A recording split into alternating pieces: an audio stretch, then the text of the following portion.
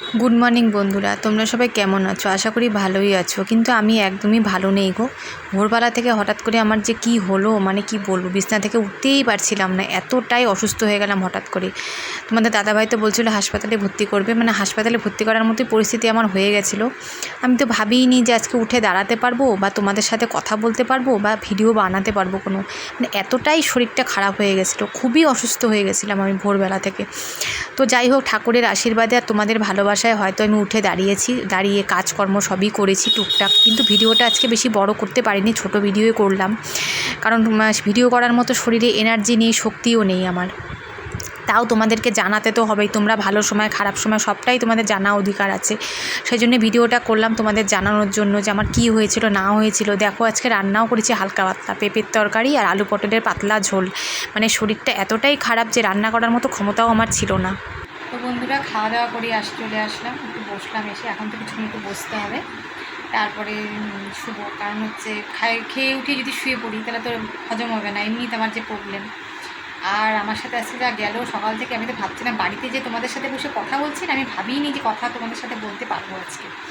তো মেয়ের আমি দুজনেই খেয়ে নিলাম, বাড়িতে তো দুজনেই আছি, দুজনেই খাওয়া দাওয়া করে নিলাম। আজকে তাড়াতাড়ি খেয়েছি, এখনও 3টা বাজিনি। মানে ওই যে বলে না, ঠেলার নাম বাবাজি, এই হচ্ছে অবস্থা। মানে হচ্ছে ঠেলায় পড়েছি, আজকে তাড়াতাড়ি ভাত খেয়ে নিয়েছি।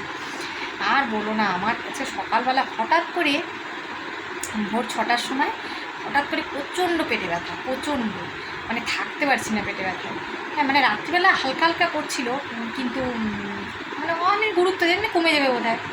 তারপরে দেখি ভোরের 6টার থেকে প্রচণ্ড, তোমার দাদাভাইকে ডাকলাম যে ওঠো, দেখো এবং পেটে ব্যথা করছে, প্রচণ্ড পেটে ব্যথা, পটিও পাচ্ছে না, মানে পেটে ব্যথা করছে পটিও পাচ্ছে না, মানে এরকম। আর বমি বমি পাচ্ছে, মানে এতটা শরীর খারাপ লাগছে, মানে ব্যথায় আমি প্রায় শুয়ে পড়েছি, এতটা ব্যথা।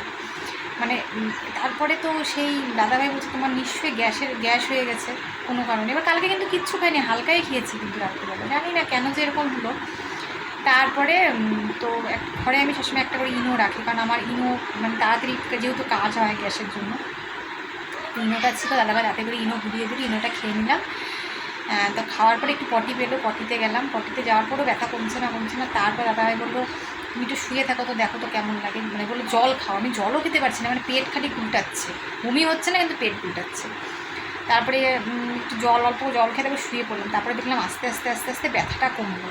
তখনই বুঝতে পারলাম যে এটা গ্যাসের থেকে, মানে ইনোটা খাওয়ার পরে ব্যথাটা কমলো। দাদাভাই বলছে চলো হাসপাতাল নিয়ে, ব্যথা যেমন কমছে না, হাসপাতালে চলো। তো ভাবলাম যে তারা একটু দেখি, আর হাসপাতাল গেলেই তো হলো না বলো, ওখানে থাকলে পরে খুব সমস্যা, দাদাভাই একার উপরে চাপ পড়ে যায়, কাজ তো বাদ যায়, তারপরে দৌড়াদৌড়ি করা একটা সমস্যা, তারপরে খাওয়া দাওয়া নিয়ে যেতে হয় বাড়ির থেকে, সেটা কোনো অসুবিধা ছিল। আমার ভাই বউ আছে, ও রান্না করে একবার ভর্তি ছিলাম তখন আমার ভাই বউ দিয়েছিল রান্না করে। যাই হোক, সবাইকে হ্যারেসমেন্ট করা না, এবার যতটা চেষ্টা করি না যাতে যেতে হয়। আর পিছনে দেখো আমার মুখটা একটু আলো লাগছে না, পিছনে না জানলার পিছন দিয়ে রোদের আলো আসছে, ওই জন্য এরকম আবছা লাগছে, আলো লাগছে। তো যাই হোক, তারপরে হাসপাতাল যাওয়ার মানে কথা, আমি বললাম যেতে হবে না, থাক দেখি।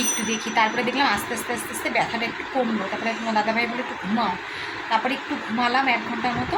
আমি ভাবিনি যে আজকে আমি উঠে কাজকর্ম করতে পারবো, বা তোমাদের সাথে কথা বলতে পারবো, বা ভিডিও বানাতে পারবো। আমি আজকে ভাবতেই পারিনি যে আমি আজকে এত কিছু পারবো। তো মেয়েও তো পুরো ভয় পেয়ে গেছিলো যে মা কী হয়েছে, মানে পড়া ছিল, পড়তেও যাবে না বলছিল। জানলাম তো একটু শরীরটা ভালো লাগলো, না যা পড়তে যা, পড়াটা বাদ দিস না।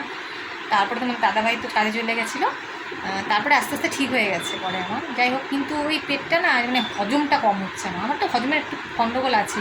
তো গ্যাস হয়ে গেছিলো কোনো কারণে, জানি না কেন। তো আজকে তো তোমরা দেখলে একদম হালকা পাতলা রান্না করেছি, ওই জন্য একদম অল্প একটু ভাত খেলাম, খেতেও ইচ্ছে করছে না, পেটটা ঠিক নেই তো খেতেও ইচ্ছে করছে না। তো যাই হোক বন্ধুরা, তোমাদের সাথে যে কথা বলতে পারলাম, এটা সত্যি কথা ভগবানের মানে দয়া, ভগবানের আশীর্বাদ, আর তোমাদের ভালোবাসা, তোমাদের আশীর্বাদ না হলে হয়তো তোমাদের সাথে এখন বসে আমি কথা বলতাম না, এখন হয়তো হাসপাতালে বেডে শুয়ে থাকতাম। মানে এরকমই পরিস্থিতি আজকে সকালে হয়ে গেছিলো আমার সাথে। যাই হোক, ঠিক আছে বন্ধুরা, আজকের ভিডিওটা তোমাদের কেমন লাগলো অবশ্যই কমেন্ট করে জানিও। আমি পরের ভিডিওতে আবার তোমাদের সাথে দেখা হচ্ছে, ততক্ষণ সবাই ভালো থাকো, সুস্থ থাকো, টাটা।